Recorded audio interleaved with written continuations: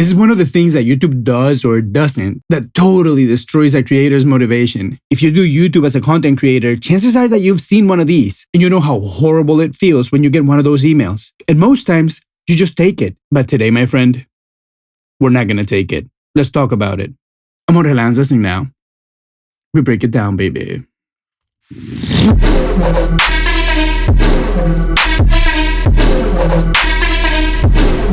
Alright, my friend, thank you so much for being here once again in another video. And I don't mean to put the moods down, but you know, I think this is gonna be my first rant video. So this is what happens. If you do any amount of YouTube as a content creator, you're bound that at some point, maybe some music is going to be playing in the background, or you played a video during your live stream that was copyrighted. Whatever the case may be, probably you have gotten a copyright claim. And I feel like some of them definitely feel justified, at least in my mind. I'm going to put myself as an example. I did a Travis Scott reaction video when the album Utopia dropped. And yes, you guessed it. That one not only got demonetized, but also got flagged so my video wouldn't even show in a bunch of countries. And even though that Travis Scott reaction video was a reaction video, maybe I could have made my case and I just said like, yeah, this is a reaction video. I'm actually playing the music, but I'm playing it altered because I went through hoops and loops just trying to change the audio and the video just to make sure that I wasn't really using copyrightable material, you know? But of course, when I got the copyright claim, I still accepted it because I'm like, yes, Travis Scott deserves to get this money. I agree 100%. Or maybe if I were to use like a Guns N' Roses official audio, I agree that they should take the money out of the video. Maybe not all of it. Maybe we should talk about like a split or a cut or something like that. But I still agree that they do deserve the fruit of their art. So up until now, I've been very mellow about it. But I started having this strong suspicion that some of these claims are bogus. What do I mean with bogus? I mean that they're not real artists claiming that you're using their material. So what sparked this idea? In one of my videos, I was trying to make my first attempt of having like a nice B-roll scene, right? And of course, to make it a little bit more interesting,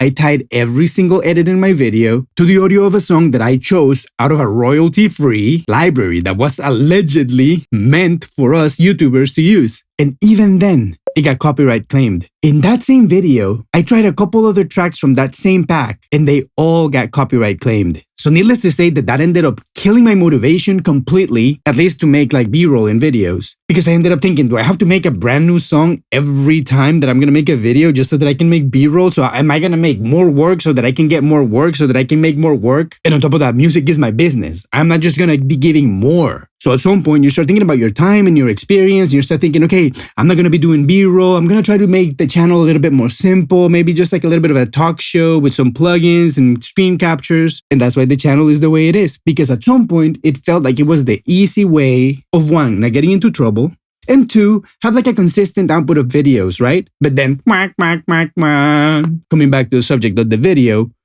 you get served one of these copyright claims. So I know you're already getting bored. What's different this time? This time, the video that got copyright claimed, it got copyright claimed with a song that hasn't been released, produced, and composed by me alone, just using simple virtual instruments like addictive drums, my guitar collection with my amplitude patches that I've been doing in the channel for a couple years already, my synths that you can see right here. I'm an old school type of producer. I play every single thing when I make a song. That's the fun of it. I became a music producer because I wanted to play music all day and get paid for it. That's the whole reason. Not because I wanted to download a bunch of loops from some other people that are doing my dream job. You know what I mean? So of course I got way more than just offended when I get a copyright claim for using my own song in my own video. So of course I was just like, what? How am I getting copyright claimed with my own song that hasn't even come out? It made no sense. So I thought this has to be bogus. But get ready, my friend. It gets worse. Usually there's certain things that are copyrightable. Not everything is copyrightable. And in this particular video, as I'm about to show you, they're trying to copyright me on a drum beat. Okay, let's check this out. Okay, so here we are in my YouTube studio, and this is the thing that I was saying. Boop, video cannot be monetized. So let's go to my content, and let's check what we can do. Go right here in monetization. As you can see, it's ineligible because of copyright. And then what's hilarious is the owner wants you to use it so you can make money for them, right? In no way they are telling you that you do not have the right to use the song. They want you to use it. It makes sense. That's one of the reasons why it makes me feel like it's bogus. Okay, so there we go. You see ineligible for monetization. We see details. So the first thing that you can see is that it says that the video cannot be monetized and that the content ID claim on my video doesn't affect the channel and that it's not a copyright strike. AKA it's not doing anything else but just funneling your money to, in this case, Up for a Fight JP. Like, how do you even read this code? Up for a Fight JP? Rochelle. I really don't understand. And then let's go to the part of the video that they are saying. So they're claiming that this is their song. Really, really beautiful what's happening on the sides, very on the top end of the signal.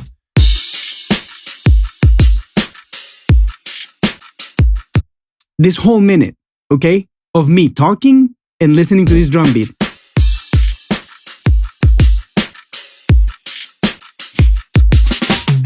So just like that with a few knobs, we really have something hot now, huh? Let's see what this... We are still in the copyrightable material that they are claiming it's part of their song. I don't know where do they have my voice in their song. Where do they have this drum beat that starts and stops and starts and stops and there's my vocal somewhere there? Oxidate setting is...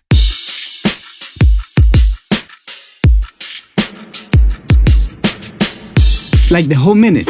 A reverb? Wow, I had no clue that they would have a reverb. Let's see what the setting 2 is.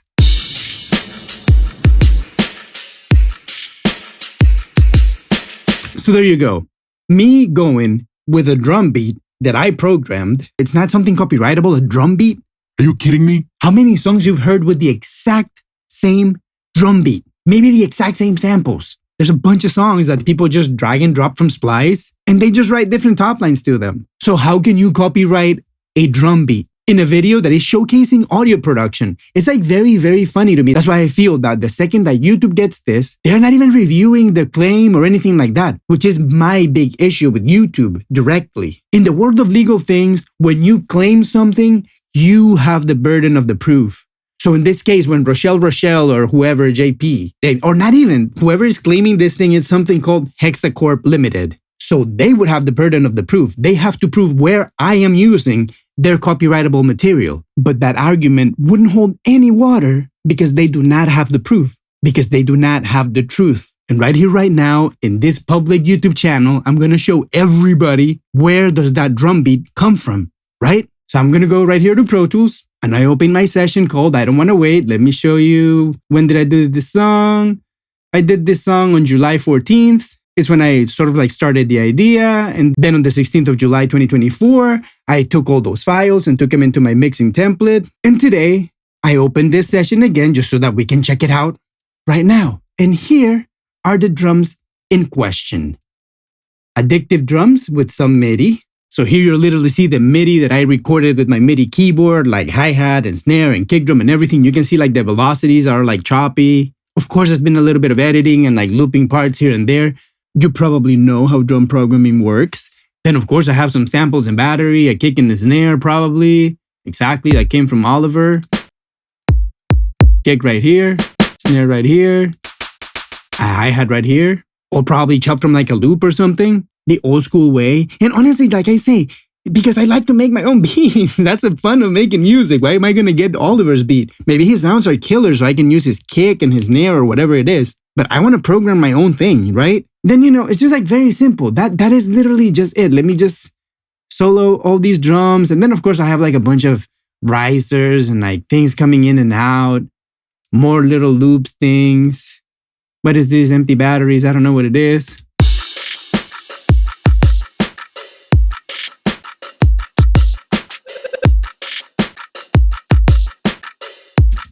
Like, it's right there.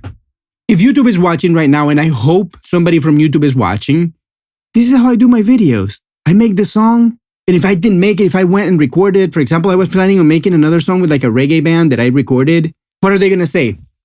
That is copyrighted material too. You know what I'm trying to say? So having this insecurity, this sense that even by taking every single variable out of the equation, by making the song myself, not even releasing it, make sure that it doesn't have any kind of content ID in any kind of sense of way of the word. How can it be possible that they're copyright claiming it? Like, this is the whole song.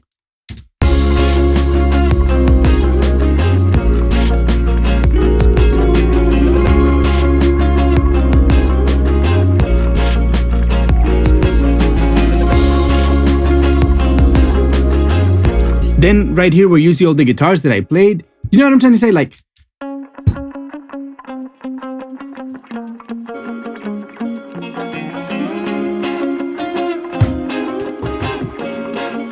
so now you understand why it really annoys me and upsets me and demotivates me, the fact that YouTube doesn't have any kind of controls for this. But let's get out the computer and just get a few conclusions. So needless to say, I'm going to be appealing this decision because I'm not going to take it anymore. Right, my friends, so there you have it. What do you think about this? I feel like YouTube needs to have some sort of like defense mechanism for us, the creators. Because how can it be possible that me as a music producer, I work in the music industry, I make music for bands, artists, I record vocals everywhere. So that means that all the fruit of my work, I have to be worried when I'm using it because any AI can just claim that they own my song. And even if they don't, which clearly they don't, and I hope that's clear if anybody in YouTube is watching this. And if you know anybody high up in YouTube or if you're a bigger YouTuber and you can like make this thing go up, at least in like the YouTube kind of chain, that'd be great so that they can see what they're doing to us, the creators. Just imagine how ridiculous this way that YouTube is operating these copyright claim things is. Just imagine that somebody goes to the cops and tells them they own your car. The thing that happens right after, no need for proof or anything. The cops show up to your house with the guy telling you that they are going to take your car. They take your car and tell you, you can appeal this decision. And then in 30 days, we're going to figure out if we can give you the car back or not. That's literally what YouTube is doing. Somebody claims without proof that they own my content. YouTube is like, oh yeah, okay, you own it? Okay, never mind. So he did it. He's done this many videos in his channel. All of them are audio related. But no, it's okay. This is your content. This is definitely your content. Let me give you his money. He didn't work hard for this. I'm going to give you this money. Yeah, no problem. And then, Jorge, if you want to appeal, you can appeal. And then in 30 days, maybe. In the meantime, all the campaign that I was running with the video of making the shorts, sharing them to other social medias, basically just vanished. So all the benefits that I was hoping to get with the fruit of my hard labor, YouTube, because of a bogus claim, just takes all that away. So how's that for motivation? Really good, right? 2 thumbs up for YouTube's copyright claim processing. And I'm going to have to say that was sarcastic, just in case somebody's like saying that I am approving of it. No, not at all. And if you're a YouTuber and you've been hurt in this way, let me know in the comment section down below, my friend. And I'm a very, very small content creator right now. So of course, for me, it's even harder to find the motivation to make videos. But right now, you know, the $100 that I'm making a month with YouTube, it just makes me feel excited that at least I see something happening with my work. And I know that sometimes you give me a nice little tip and that makes me feel even happier. But not to get sidetracked, my point is there has to be a way where YouTube verifies these claims. And I'm going to show you how easy that would be. For example, I come here and they say that this is the people claiming that they own my song, right? If I go and look for this on Google, what are all the results coming right here? I don't see any song. Now let's write that Rochelle thing. Of course, I already searched this, so you see that. But see, okay, where is it? Where is it?